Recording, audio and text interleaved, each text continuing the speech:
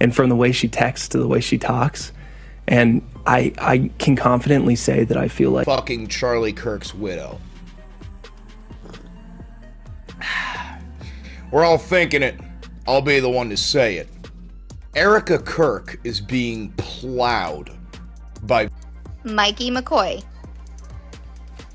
Mikey, where are you? Bro, you really need to explain how you were on the phone, didn't even dial, within like milliseconds, less than a second, and then Charlie gets and you just walk away. Just walk away. And all the team. I want to thank the Turning Point USA board, the COO, Justin Strive, and my husband's chief of staff, the amazing Mike. Candace Owens didn't hold back. She went on camera and said what everyone else was too afraid to say out loud. Watch the clip again closely. Why does Mikey McCoy walk away before Charlie even falls? Kirk's chief of staff, Mikey McCoy, was identified in the immediate aftermath of Charlie being shot, acting very weird and taking what looks like a phone call within less than a second after the gunshot rang out. He was crossing his arms and he put his phone directly to his ear before Charlie's body had even hit the ground. Turning Point USA came out and issued a statement about what Mikey was doing. And this was done by an individual who was the producer on the Charlie Kirk show, Blake Neff. He explained that he was right next to Mikey when all of this happened. I've gone back through to verify this, and what is also interesting is that right next to Mikey McCoy and Blake Neff is the individual that took down the camera right behind Charlie before the crime scene was closed off. And that single sentence turned the entire internet upside down. I would have issued a statement to dispel any rumors, but they have not. 4 hours earlier. First, we got to do a little addressing. It's a video of Charlie's chief of staff. They're alleging that he was on the phone immediately. He was not. He puts his phone to his ear. There's no dialing, okay? You can't dial and put your phone to an ear in 0.834. Because once you replay that footage with Candace's words in mind, it feels completely different. Charlie is mid-speech when a sudden crack echoes through the room, and Mikey McCoy, the man who was supposed to be like a brother to him, doesn't flinch, doesn't freeze, doesn't even look surprised. He simply lifts his phone, turns his back, and walks away calmly. It seemed less like shock and more like someone already moving to step 2 of a plan. Now let's take a closer look at the behavior of the amazing Mikey McCoy in the seconds and minutes after Charlie Kirk's life was tragically taken away. This is footage compiled by Sam Parker. You can see Mikey identified there on the left, or standing next to the left of the tent. Charlie Kirk has just a few seconds left here on this earth, and you can see here, as soon as Charlie is hit, Mikey, in one swift motion, picks up the phone and looks to be calling someone. Very odd. He doesn't duck down like everybody else. He doesn't run to Charlie's aid. He literally picks up the phone and turns around and starts walking. Back to the footage one more time. You can see, again, Charlie is hit. Mikey, one movement, picks up the phone and starts walking. You'll see him disappear from view to the back of the tent, and he will reappear in just a few seconds. And there he is again. You can clearly see that he appears to be on the phone with somebody. That is just odd behavior. I'm sorry. It's very, very weird. You know, it's not criminal behavior, but it is very, very weird. You know, he's just so calm. Here it is, another angle. You can see Charlie below being carried into the SUV, and Mikey is in the distance, looks to be still just on the phone, casually strolling away from the scene of the crime. Is that normal? And maybe the bigger question I'm thinking, and you're probably wondering the same thing too, is who was he calling? People expected chaos, panic, shouting, something human. Instead, Mikey moved like someone who already knew exactly what was coming next. And that's why the internet can't let it go. Because if his reaction was genuine, why does it look so rehearsed? So let me get this straight. We're supposed to believe the official narrative of what happened to Charlie Kirk. Mikey McCoy, Charlie's chief of staff, was on the phone before Charlie's body ever hit the ground. He was still on the phone as he was walking away. What could he have possibly been talking about? because he has no idea what was happening behind him. Charlie's closest allies and friends were filming themselves while he was being carried out to the car. No instinct to run and help him or run away. Sorry, but this isn't normal no matter which way you put this. Candace is the only one digging into what actually happened, which is why they're attacking her so hard for it. Not to mention, she released even more messages of Charlie saying, "I'm not sure if I'll live to see the end of this revolution," and tells Candace, "I believe you're the piece that God meant for me to meet. I cannot explain it, but I dream of it all the time." And then says, "If that's the case, be my David." I wonder if these same people who mocked Candace Owens for talking about a dream will mock Charlie for it as well. Clearly, the people who are coming after Candace lack any sort of discernment. Instead, they play into the forgiveness done in public, like Charlie Kirk's wife did, and letting off fireworks for his rally, funeral. Candace is the only one digging into the truth of what happened. She's exposing all of the corruption and they hate her for it. Before we get into the rumors or theories, let's lay out the actual timeline of what happened that day. Because once you see the sequence of events, the clip turns into a completely different story. The day began like any other high-energy event. Crowds cheering, cameras rolling, and Charlie Kirk on stage delivering one of his signature, fired-up speeches. But at 11:23 a.m., everything changed in an instant. A sudden crack echoed through the venue, sharp enough to stop the entire room cold. People ducked, gasped, clung to one another, and for a moment, no one understood what had just happened. Reports later confirmed the shot came from inside the venue, and within minutes, security rushed Charlie toward an SUV to get him medical help. Witnesses described the scene as instant chaos, confusion, panic and shock tearing through the crowd. Phones went up, people shouted for help, and security scrambled to manage a situation no one was ready for. Within hours, the story spread nationwide. Headlines called it a targeted attack. Clips flooded social media, each new angle more unsettling than the last. But as the public tried to process the tragedy, a second narrative began to emerge. Not about the moment itself, but about how certain people reacted in those first few seconds. That's when the viral clip of Mikey McCoy began circulating. Thousands rewatched the footage searching for answers, but instead, they found behavior that only deepened the mystery. Because while the crowd froze in disbelief, one man moved as if he wasn't caught off guard at all. And that's what sparked the first wave of suspicion. Here's the clip that changed everything. Gang violence. Great.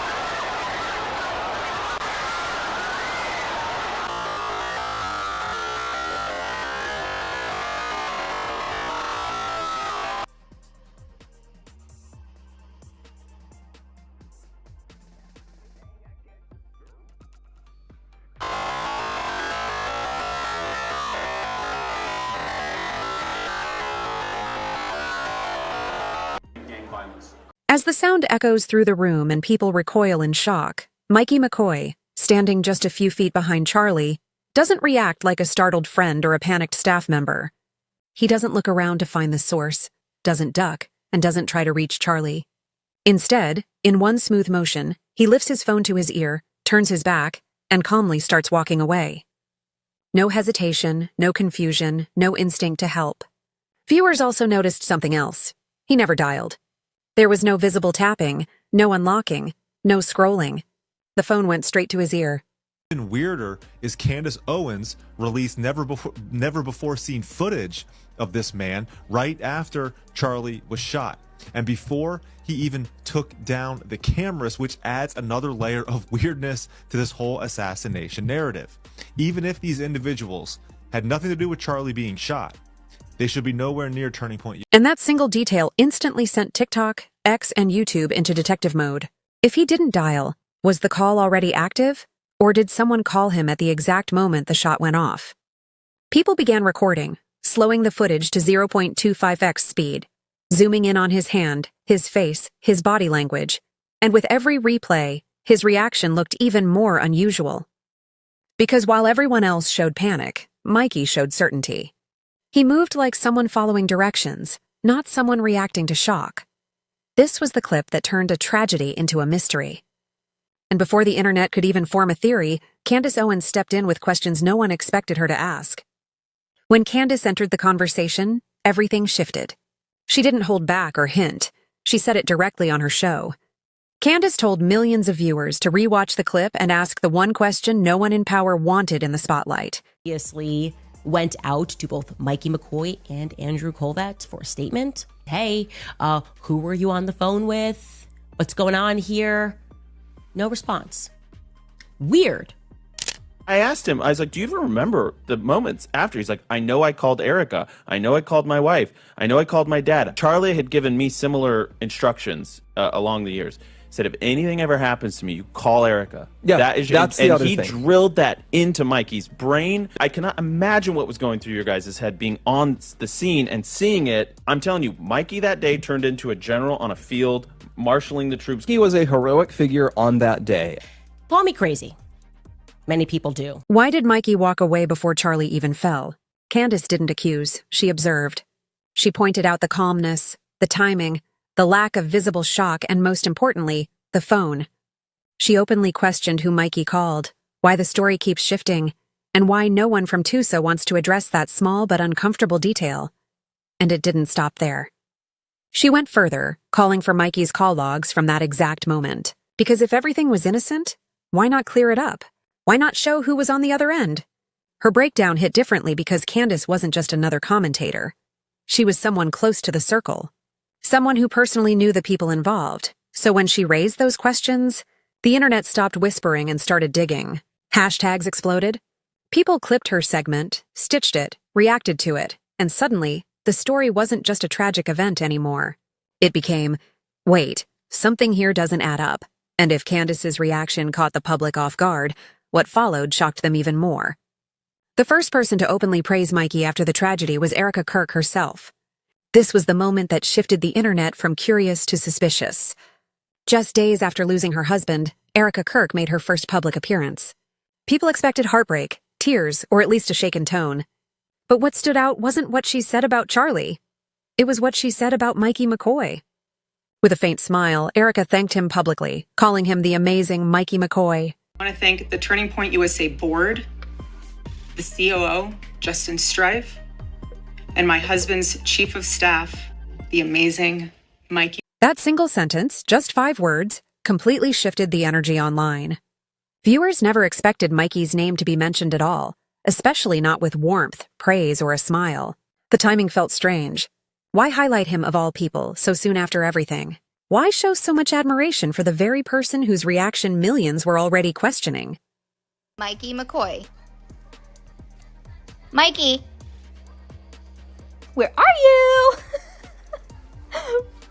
Bro, you really need to explain how you were on the phone, didn't even dial, within like milliseconds, less than a second, and then Charlie gets and you just walk away.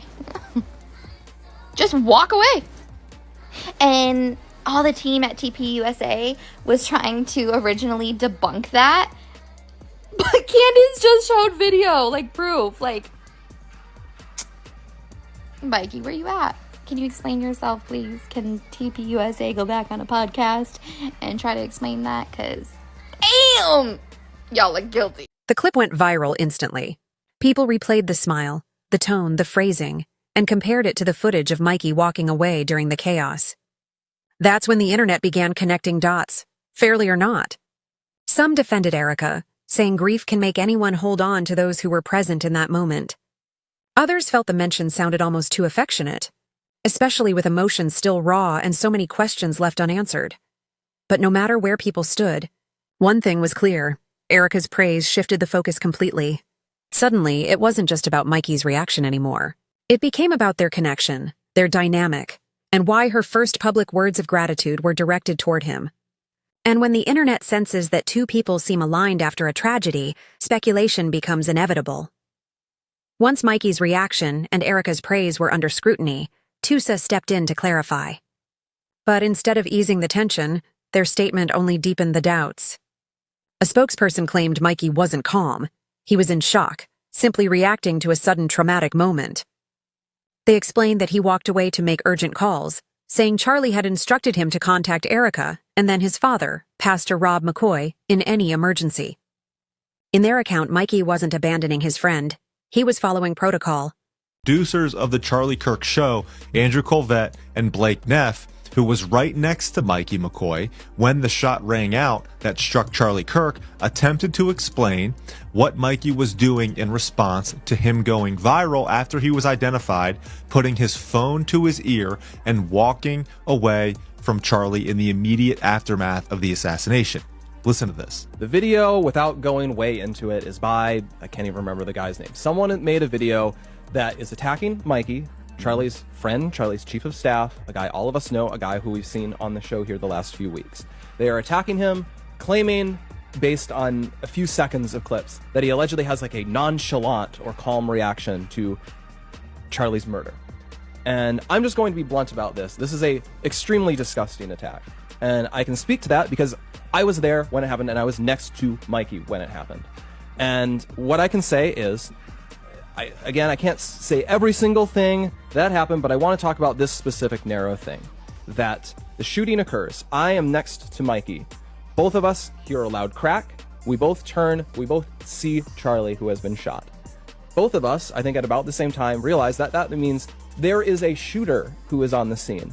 And, you know, you just hear the crack, so you don't know, did it come from far away? Did it come from close? Is there a mass shooter unfolding right now? So I and him both had the reaction of, let's get out of here before we are both shot. That is not us abandoning Charlie. Charlie had a security team. They all leapt immediately into action, and they got Charlie out of there, which was what their job was to do. My job was not to get in. But here's where the public got stuck. If this was just protocol, why do the stories keep changing? Pastor Rob claimed Mikey was covered in blood and in shock when he called. Erika said her call came first and that Mikey sounded panicked. Yet the footage shows no blood, no panic, and a call with no dialing at all. 3 stories. One moment, none align. Then hosts began praising Mikey on live streams, calling him brave, loyal, even heroic. Instead of addressing the inconsistencies, they doubled down on defending him. And that shift from explanation to protection felt less like clarity and more like damage control. Because when a story is clean, it doesn't need multiple versions. When it keeps changing, people assume someone's trying to stay ahead of the truth. And if that response raised eyebrows, what came next blew the story wide open, because this is where the rumors began. This is where strange behavior turned into a full-blown internet scandal.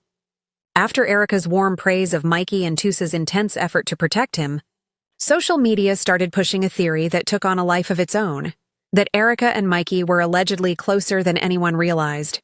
To be clear, there's zero confirmed proof of any affair. What spread were online speculations, not verified facts. But the reason the rumors caught fire was the pattern people noticed. Erika and Mikey often appeared together at TPUSA events, even before the tragedy. Old clips resurfaced showing familiar gestures, inside jokes, and a comfort level that some viewers saw as unusually personal. Then came the fact that Erika's first public gratitude went to him. Not Charlie's family, not security, not the medical team.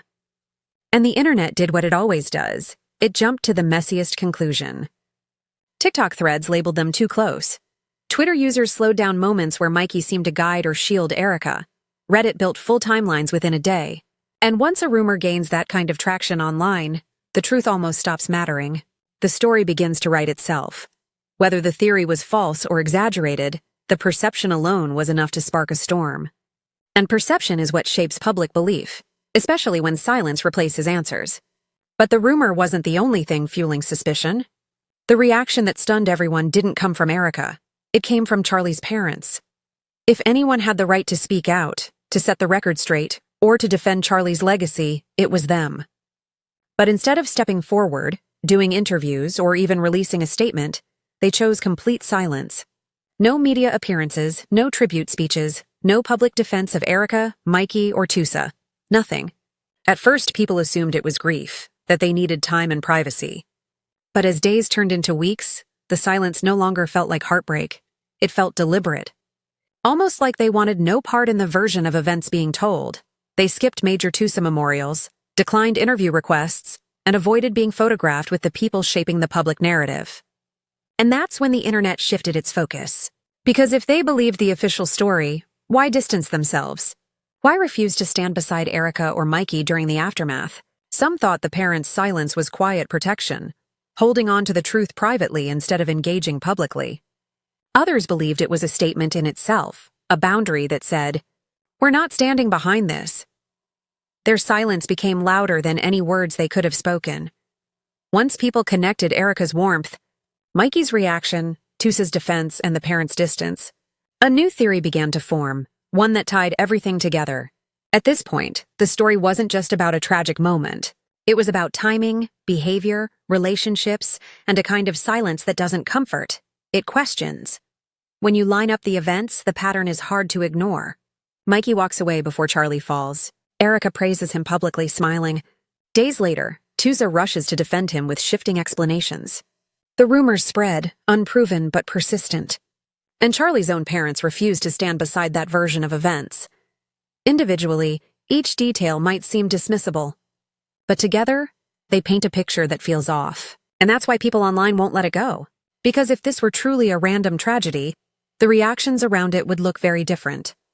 Instead, they appear synchronized, almost rehearsed, while the people closest to Charlie emotionally seem the most distant from the story being told.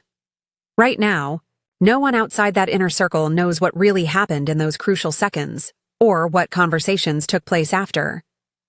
Maybe it was shock, maybe miscommunication, maybe loyalty, or maybe, as many believe, the truth sits in one place no one's allowed to check, Mikey's phone. Because one phone call can change everything. What he heard, what he said, and who was on the other end could answer every question still hanging in the air. And until that comes to light, this story won't fade. Not online, not in the public's mind, and not in the community still replaying that clip frame by frame. Was this simply a tragedy? Or was Charlie surrounded by people already writing the next chapter without him? Drop your thoughts below, because the theories keep growing, and the truth always finds its way out.